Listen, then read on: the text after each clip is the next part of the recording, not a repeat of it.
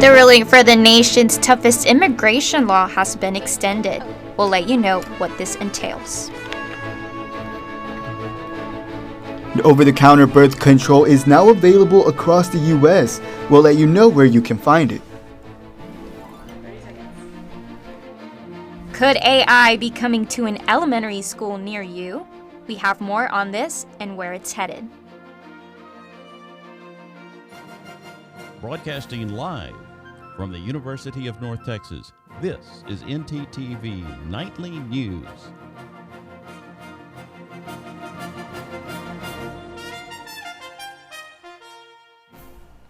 Good evening. Thank you for joining us on ntTV Nightly News. I'm Omar Martinez. And I'm April Pierdon. The toughest anti-immigration law in the United States has been temporarily blocked by the U.S. Supreme Court. This dramatic move came just 2 hours ago. Justice Samuel Alito, serving on the High Court since 2006, ruled to extend the block indefinitely. If approved, it will allow Texas officers to arrest migrants based on a suspicion of their immigration status. This is considered to be the most dramatic effort by any state to police immigration. This is an ongoing issue across the nation, and ntTV will bring you the latest updates in the days to come.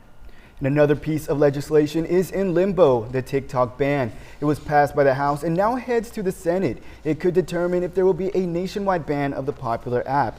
U.S. lawmakers are concerned that the owners of the app, the Chinese government, could gain valuable U.S. information. However, TikTok content creators are worried about their loss of revenue. We'll keep you updated as this story develops. For the past few weeks, the Panhandle has faced the worst wildfires in Texas history. We have heard it's burned many acres of land and lots of cattle were lost, which is scary for farmers. Yes, our segment anchor Faith Webster has the most recent update on these wildfires. Faith? Good news. After a dreadful 3-week battle, all of the wildfires in Texas have been successfully contained. Multiple fires in the Panhandle merged, leading to an inferno of destruction. After all state resources were released and thanks to the recent rain and thunderstorms, the fire was officially 100% contained as of March 16th. This record-breaking fire took thousands of cattle's lives and over 1 million acres of land with it. There are still currently 73 counties with burn bans in place. There are multiple organizations in place to help ranchers and local residents affected by the fires. We'll keep you updated as that effort continues. Back to you guys at the desk. Thanks, Faith. Well, those rainy days during spring break were a help, that's for sure. But it's the first day back from spring break, and I had a hard time waking up and, forcing myself to go back to class. No, yeah, Omar, I feel you. But on the bright side, this morning, it was such a nice weather. It felt the nice breeze. It was really nice on my way to campus. But let's head over to our weather anchor, Kate Klein, to update us on today's pleasant temperatures. Thanks, April. Yeah, we definitely have some pleasant weather on our way for the upcoming week, as well as some rain chances. I will get to that later in our 7-day forecast. But as of right now, across Denton, it is a cool 58 degrees, feeling like 56. Winds are pretty strong out of the north-northeast at 11, and it's sunny skies right now. As we look toward tonight, things are going to cool down a lot to a very cold 33 degrees, feeling like 29. Winds are out of the east-southeast at 6, and it's going to be clear skies.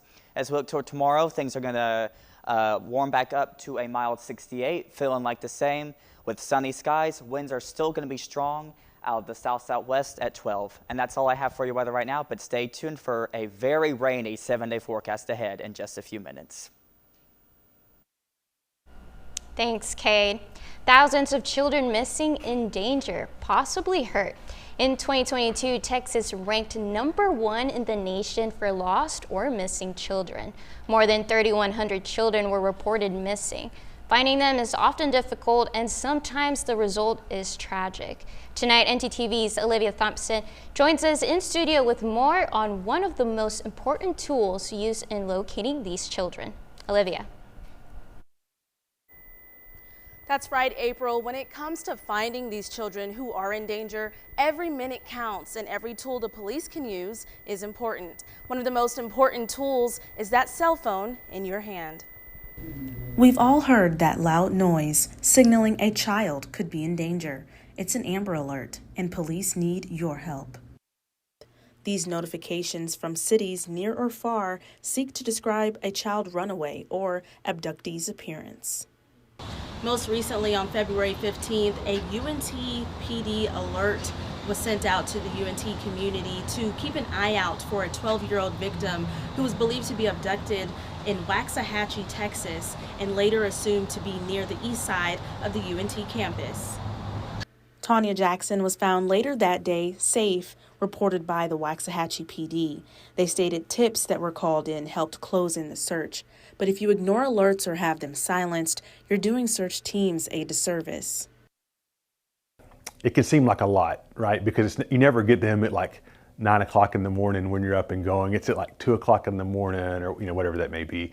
But I think it is definitely an important thing to leave unsilenced to where you are receiving those notifications, because you got to remember, it's a moment that you're inconvenienced by getting this alert that's waking you up or something, but this is somebody's child.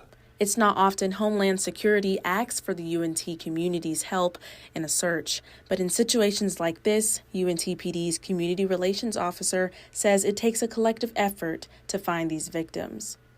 We're getting a lot of these tips from our citizens that are out, that are seeing the stuff that's bringing that attention to that specific area.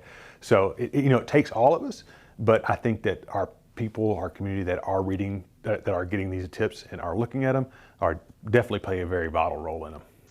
If you believe you've spotted a victim, car in question, or see something suspicious, act immediately. There's no harm in reporting a spotting, and being wrong, potentially being right, could save a life.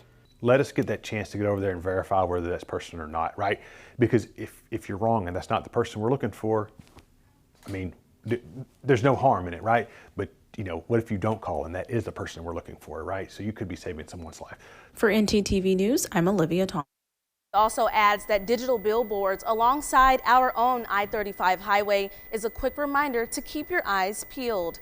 Do remember, though, to call local authorities with tips to their local hotline and prioritize your own safety before approaching any suspected victims. Thankfully, Tanya Jackson was found. That's all for me. Back to you both at the desk. Thanks, Olivia. Well, April, it looks like you brought a new friend joining us up here on the desk. I do. And well, coming up next, find out how this cube might be able to be unique in artificial intelligence and education. Back to you.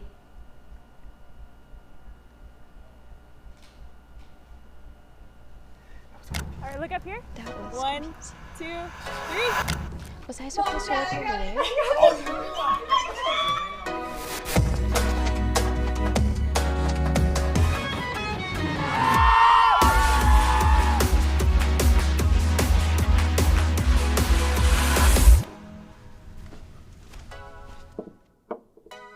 You're right, Mom. I have. Has this ever happened to you? My bike! My bike is gone! Stolen bikes are an epidemic sweeping college campuses across America. What am I supposed to do? It's quite simple. The We Mean Green Fund has partnered with the UNT Police Department to offer free bike locks to any UNT student with a bike. Just show up with your bike in tow and ask. Now I'll never lose my bike ever again. Enough worrying. Get your bike lock today.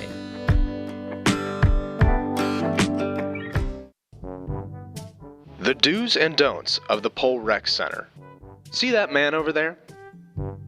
Please do not hog weights. Instead, do this.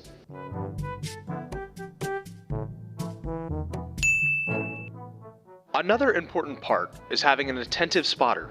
See, here is an example of a non-attentive spotter. Instead, do this.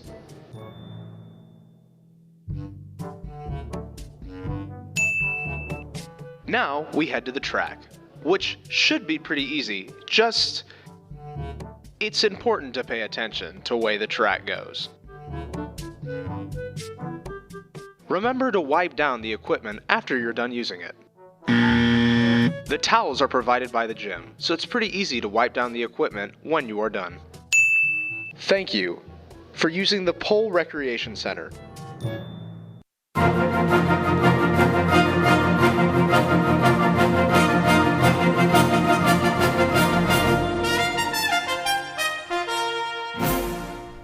Birth control access tends to be a problem for many different reasons, but a solution may be underway. ntTV's Elizabeth Moreno tells us more.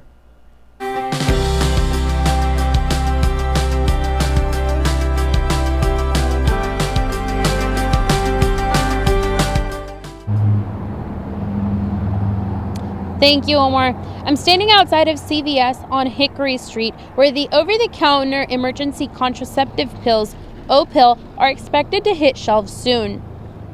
They are currently not available locally, but this could be a turning point for the more than 1.7 million Texan women that live in contraceptive deserts. CNN's Michael Yoshida tells us more. For the first time in U.S. history, online orders have begun for over-the-counter birth control pills. There are no age restrictions and no prescription necessary. I think is a win for everybody. It allows improved access to contraceptive care to women. It is also, I think, financially very doable. Perrigo, the company behind the pill, says one-month packs will be sold with a suggested price of $19.99.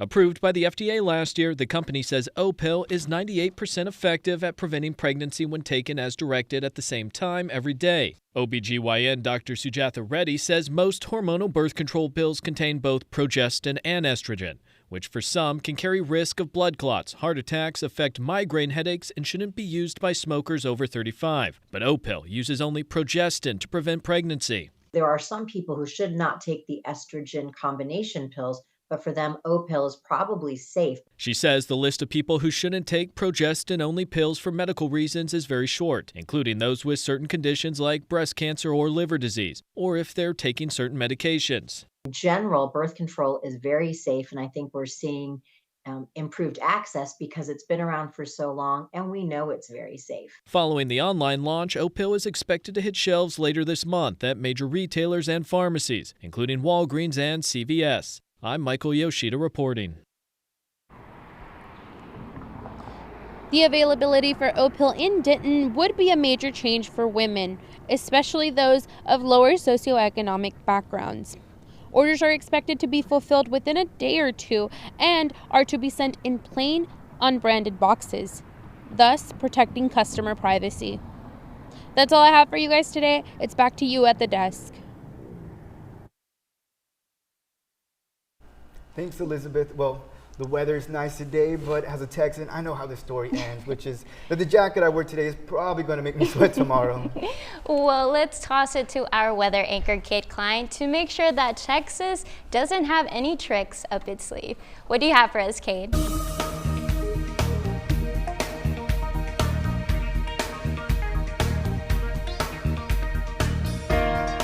Thanks, guys. Well, Texas is definitely going to ramp up as far as rain chances go and a bit of increase in temperature, but I will get to that later in our 7-day forecast. As we look toward North Texas, we got mid to upper 50s across all of North Texas, going to highlight Stephenville at 59 being the hottest. As we expand to the state map, most of the state of Texas actually in the 60s. Can you believe it? Highlighting 53 in Oklahoma City, the coldest, and Houston at 67 being the hottest. Now let's look to our very eventful 7-day forecast. Rain chances are going to start on Wednesday. We're going to have mostly cloudy skies for most of the day until the evening to overnight hours where storms will be popping up with an 87% chance of storms. Thursday, we'll continue the storms with an 80% chance in the morning, and we'll go to rain showers in the afternoon. Friday and Saturday, we're going to keep up the temperatures to the 70s, almost to 80 on Saturday, with mostly cloudy skies for Friday and Saturday. Sunday, we're going to have rain chances again in the morning and afternoon, giving way to cloudy skies in the overnight hours, 55% chance of rain on Sunday. And then to start the week off, we got Monday, a 70% chance of rain, going to be all-day showers. But make sure on the days that are raining, make sure to bring jacket or an umbrella. That's all I have for weather today. Back to y'all at the desk. Thanks, Kate. Traditional classroom settings, as we know it, might no longer exist in the near future. New innovative technologies with the use of artificial intelligence are now being implemented in elementary curriculums. Let's check it out. This new innovation. Which one of these is an earthquake? Oh, In this third grade classroom, it's anything but ordinary. Innovative technology is taking their learning to the next level. This is what they're used to. They've been submersed in this technology type world since they were born. So it is our job as teachers to figure out how can we expose them to these different types of technology that allow them to learn in a different type of way, because that is where we are. It's not just where we're headed anymore, that's where we are. Samantha Culpepper has fostered an interactive learning environment for her students, where they can engage hands-on with the merge cubes. You can actually experience it instead of just looking at it in pictures. This is the merge cube. It's packaged in a box, but when I open it, in the palm of my hand, I have this technology that allows me to look at different virtual realities with the use of my phone. Once I log into the Merge Cube app, I have all of these options to look at and learn more about. Let's say I'm interested in learning more about plants. I read the introduction and then I can scroll down and look at activity 1. Once I'm there, I can use my Merge Cube and use it to put it in front of my phone. And as you can see, I can manipulate the Merge Cube however I want to learn more about the cell organelles of a plant. Merge Cubes played a key role in a larger Dallas ISD project called READ, where they were part of an exciting initiative to transform education by integrating them with other technologies to 84 of their libraries. We are providing different experiences for kids to start learning what they're good at, what they like, and being exposed to things that they didn't know that they could do. We are preparing kids for jobs that we don't even know exist yet. Research studies like Stanford's Accelerator for Learning indicates that immersive technologies such as augmented reality, virtual reality, and mixed reality are anticipated to see significant growth in classrooms, especially with the introduction of new devices by the end of 2024. What they uncovered is that education is one of the fastest adopters of this technology relative to other social sectors. Just like Merge Cubes, other advanced technologies will transform classroom learning, taking it beyond traditional textbooks and bringing lessons to life right in the palm of students' hands. If I'm not exposing them to this type of stuff, who's going to? I don't want them to wait until middle school and high school or even college for some of them to see what kind of possibilities the world has for them. This has their brains ticking in ways that some of them haven't even expressed yet. I didn't know this was even a possibility until I saw it a few months ago. More teachers from other independent school districts are now finding ways to implement the use of Merge Cubes in their curriculums. To read more about this innovation, you can go to mergeedu.com/Q. Omar, for $200, this show has been on the air for nearly 60 years and is one of the most famous programs of all time. I know this. What is...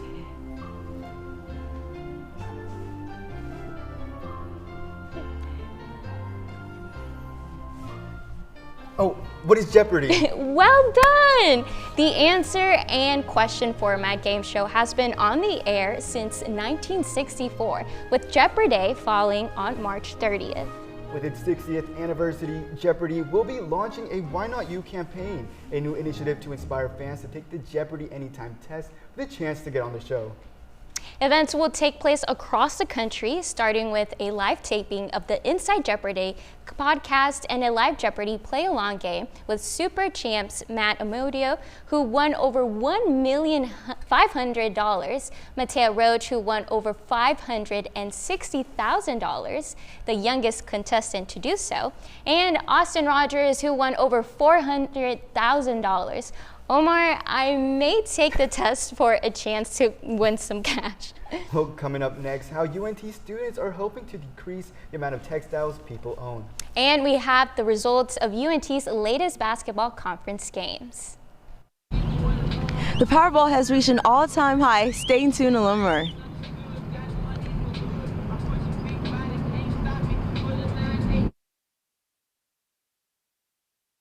Did you hear me? I didn't say more. I said... Hey Alex, this guy on the internet says he wants to give me money. That sounds suspicious. What do you mean? Typically, strangers who promise you money on the internet have their own best interest in mind. They often use bounce checks, which will disappear shortly after depositing, but not before they've asked for some money in return.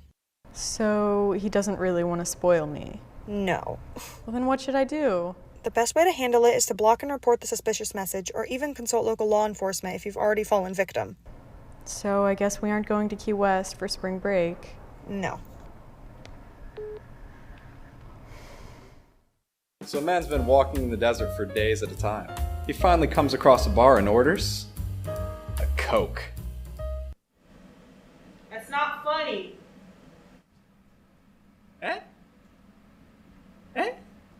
Has this ever happened to you? My bike! My bike is gone! Stolen bikes are an epidemic sweeping college campuses across America. What am I supposed to do? It's quite simple.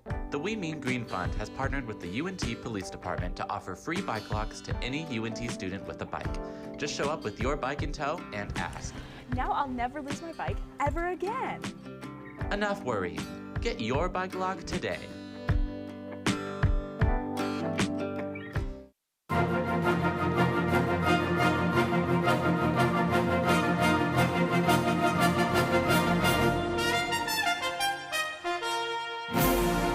April, have you finished your spring cleaning? Honestly, Omar, I have not. I was too busy, but I'm like trying there. I'm trying. Well, you're in luck because Chris was just telling me about this new initiative on campus that might help make your cleaning a little bit easier. Really? Then let's go ahead and toss it to our live reporter, Chris Goodwin. Chris? That's right, April. Recycling has never looked better. The College of Merchandising, Hospitality, and Tourism professor Iva Yestertievich has given recycling bins on campus a makeover in pink. Yestertievich launched the Zero Waste Textile Initiative earlier this month, rolling out 8 pink recycling bins here at Chilton Hall for both students and staff to throw away their unwanted fabrics. The initiative seeks to tackle the rising issue of textile waste produced by today's fashion industry. For those who may not know, textiles are waste from the production process of clothing, whether it's before or after it's made. According to Yestertievich, the average American consumer throws away at least 100 pounds of fabric a year, making the U.S. have the highest rates of textile waste in the world. That's 85% of clothing ending up in the trash, producing close to 16 million tons of CO2 emissions.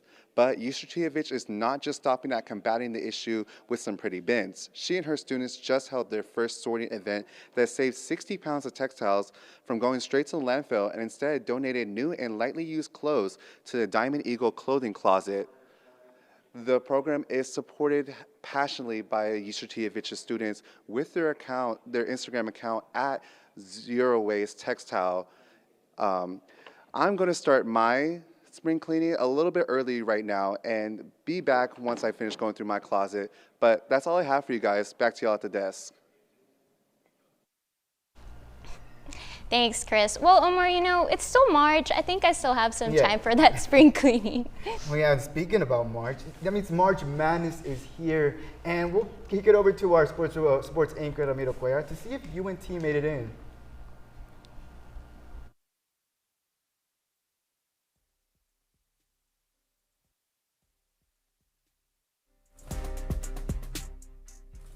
When we get back from this break.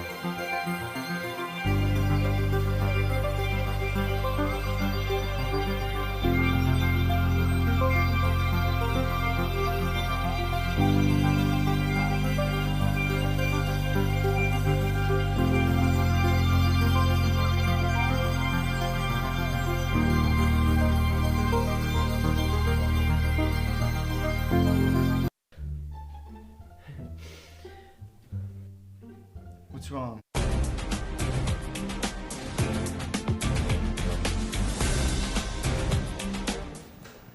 At the 2024 American Athletic Conference Championship, the UNT women's basketball team endured a gut-wrenching 61-59 loss to Rice in the quarterfinal round.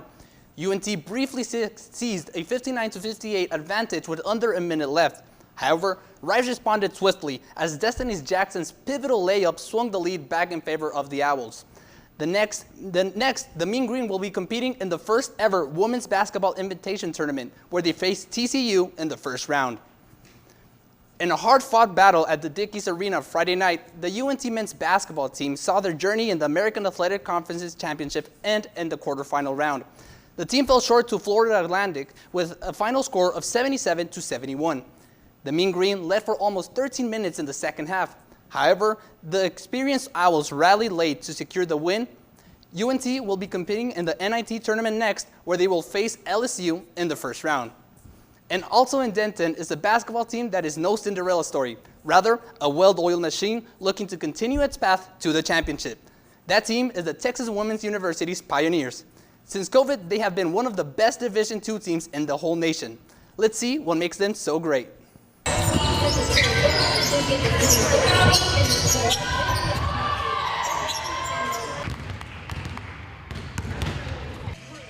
The pandemic changed everything, including the view on the Texas Women's University basketball program. 14-day quarantine, so I think at times we played with 7 or 8, but that year I was so proud, and I really felt like that team laid the foundation for just overcoming adversity. Overcoming adversity isn't the only foundational traits that her recruits have.